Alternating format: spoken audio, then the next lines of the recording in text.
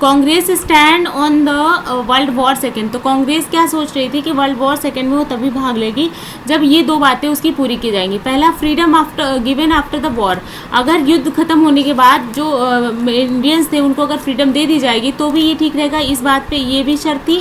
दूसरी शर्त थी कि some form of the genuinely responsible government was immediately set up, कोई भी ऐसी थोड़ी सीरियस टाइप की गवर्नमेंट जो है उन्हें तुरंत सेटअप करनी पड़ेगी युद्ध के बाद।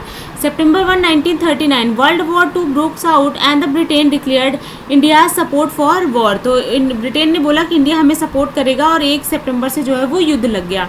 सितंबर 10 to 14 जो था 1939 में CWC मतलब कांग्रेस की जो वर्किंग ग्रुप की मीटिंग थी वो वर्धा में थी। Gandhi ji for unconditional support to the Britain's war effort, तो गांधी जी जो थे उन्होंने कहा था कि हम ब्रिटेन को बिना किसी शर्त के अनकंडीशनल सपोर्ट करेंगे। सुभाष चंद्र बोस और जितने लेफ्टिस्ट थे वो कह रहे थे for taking advantage of the Britain's difficulties and started a mass movement to dislodge the colonialism. Subhash Chandra Bose और जितने भी लेफ्टिस्ट थे उन्हें ऐसा लग रहा था कि इसी टाइम पे हमें जो है मौके पे चौका मार लेना चाहिए, वो जो उधर फंसे पड़े इधर हमें एक मास मूवमेंट जो है लॉन्च करके कॉलोनाइजेशन को हमेशा के लिए खत्म कर देना चाहिए। Nehru recognise the imperialistic nature of the war but he was against taking advantage of the Britain's difficulty even as he was against Indian participation in the war. तो नेहरू जो थे वो ना तो इस बात के पक्ष में थे कि जो है वहाँ पे वॉर में पार्टिसिपेट करें इंडियंस, और ना ही इस बात के पक्ष में थे कि ब्रिटेन का फ़ायदा उठाया जाए। CWC resolve no Indian participation unless freedom is granted and government should declare its war aim soon. तो जो मतलब कि उसका जो फाइनल में CWC ने जो भी बात बोली उसने कहा कि कोई भी इंडियन तब तक पार्टिसिपेट नहीं करेगा जब तक कि गवर्नमेंट ये नहीं कह देती है कि अगर हम वॉर जीत जाते हैं तो हम उसका क्या परिणाम देंगे, क्या फल देंगे इंडियंस को। फिर आता है लिन लिथिगो का statement October 17, 1939 Britain's war aim is to resist the aggression and all interest group are to be consulted to modify 1935 act for future. तो यहाँ पे क्या था कि 1935 के एक्ट को जो है वो कह रहे थे कि उसे मॉडिफाई करना है। Immediately a consultative committee is to be formed for advising functions, और उन्हें जल्दी एक कमेटी चाहिए थी जो कि उन्हें फंक्शंस के लिए एडवाइस कर सके। अब हम देखेंगे कि कांग्रेस का रिस्पॉन्स क्या रहा है। No Indian support to the war, हमने कोई सपोर्ट नहीं किया।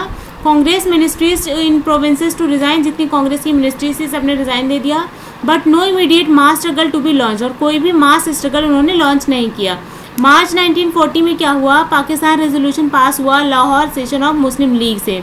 फिर अगस्त ऑफर होता है, अगस्त 1940 में डोमिनियन स्टेटस दिया जाना था फॉर लॉन्ग टर्म ऑब्जेक्टिव। तो उन्होंने सिर्फ जो है इस बात का ऑब्जेक्टिव तय किया कि हम आपको लॉन्ग टर्म में क्या देंगे, डोमिनियन स्टेटस देंगे।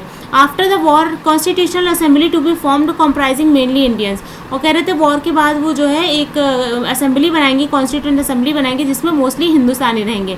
Minorities consent to be essential for any future settlement, Congress rejected the offer, Congress ने ऑफर को रिजेक्ट कर दिया। अब आता है अक्टूबर 1940, उसमें था कांग्रेस लॉन्चेस इंडिविजुअल सत्याग्रह, 25,000 सत्याग्रही के साथ में कोर्ट अरेस्ट दिया गया। March 1942 Japan reaches Rangoon after having overrun almost the whole of the South East Asia, जो जापान था वो पूरे एशिया को घूम के पहुंच गया था रंगून में अंग्रेजों को हराने के लिए।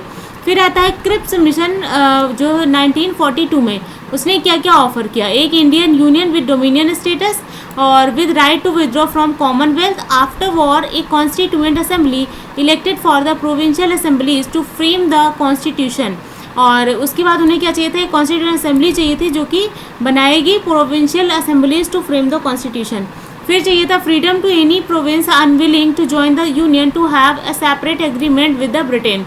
तो वो कह रहे थे कि अगर कोई जो है ऐसा स्टेट है जो कि यूनियन के साथ शामिल ना होकर ब्रिटेन के साथ रहना चाहता है तो ये भी वो कर सकता है। Meanwhile defence of the India to remain in the British hand, और फिर क्या था कि जो डिफेंस का मैटर होता है वो ब्रिटिशर्स के हैंड में रहता है तो ज़्यादा कोई फ़ायदा नहीं होता।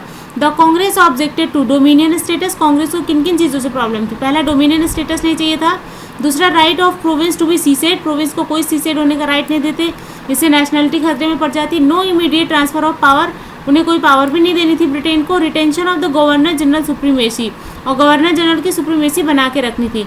मुस्लिम लीग को किस बात पे ऑब्जेक्ट था, मुस्लिम नॉट बीइंग एक्सप्लिसिटली ऑफर्ड, मुस्लिम कह रहे थे कि पाकिस्तान की कोई मांग नहीं की गई है इस वजह से हमें नहीं पसंद है ये। और उसके बाद उन्होंने बोला कि machinery of creation of constituent assembly, और कह रहे थे कि हमें कोई कॉन्स्टिट्यूएंट असेंबली बनाने की मशीनरी भी नहीं दी गई है। ये सारी चीज़ें थी क्रिप्स मिशन की। ओके।